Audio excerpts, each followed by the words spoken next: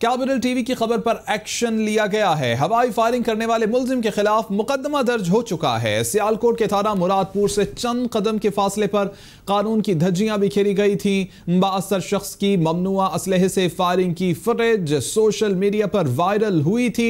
Footage में वाज़ेह तौर पर देखा जा सकता है कि बाअसर मुलजिम मुख्तलिफ जदीद गनों से फायरिंग कर रहा है। फायरिंग और गोलियों के थरथराहट से इलाके में खौफ व हिरास फैल गया। बाअसर शख्स की पुलिस अफसरान और सियासतदान के साथ तस्वीर भी मौजूद थी। अपडेट्स आप तक पहुंचा रहे हैं। इससे पहले इस बाअसर शख्स के खिलाफ कोई कानूनी कार्रवाई नहीं की जा रही थी। खबर चलने के बाद कैपिटल टीवी पर अब मुकदमा दर्ज कर लिया गया है।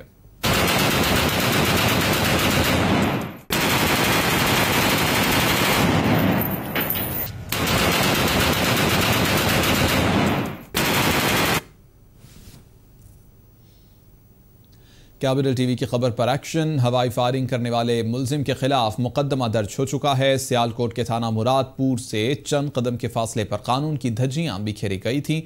बाअसर शख्स की ममनुआ असलहा से फायरिंग की फुटेज सोशल मीडिया पर वायरल हुई थी। फुटेज में वाज़ेह तौर पर देखा जा सकता है कि बाअसर मुलजिम मुख्तलिफ जदीद गनों से फायरिंग कर रहा है। फायरिंग और गोलियों की थरथराहट से इलाके में खौफ व हिरास फैल गया।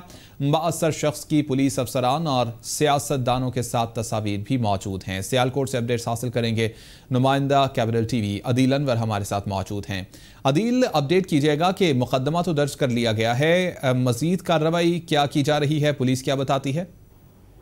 जी बिल्कुल जी, थाना मुरादपुर के इलाका में जो है वो जदीद ममनुआ असलहे की जो फायरिंग का वाकया जो पेश आया था, कैपिटल टीवी पर खबर नशर होने के बाद जो है वो DPO सियालकोट ने इस पर एक्शन लेते हुए उस शख्स के खिलाफ जो है जिसकी जो शनाख्त थी वो राना नासिर के नाम पे थी, मुकदमा दर्ज कर लिया है।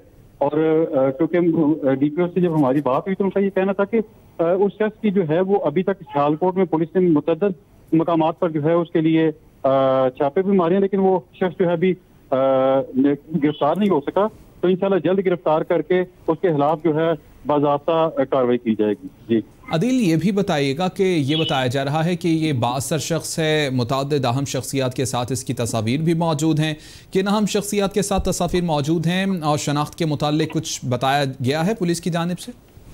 जी बिल्कुल जी, ये सियालकोट के एक MP हैं जो मुस्लिम लीग नून के MP भी हैं और जो साबिक दौर में है एक जो सूबाई वजारत भी उनके पास थी, मंसाउल्लाह भट्ट साहब भी, उनके साथ भी उनकी तस्वीर है। इसके अलावा जो DSP CAA सियालकोट है जुल्फकार बिर्क, उनके साथ भी जो तस्वीर है वो सोशल मीडिया पर वायरल हुई थी। इसके अलावा यहाँ पे मुतअद्दिद जो SHOs हैं उनके साथ भी इनकी तस्वीर जो है वो सोशल मीडिया पे वायरल हुई थी।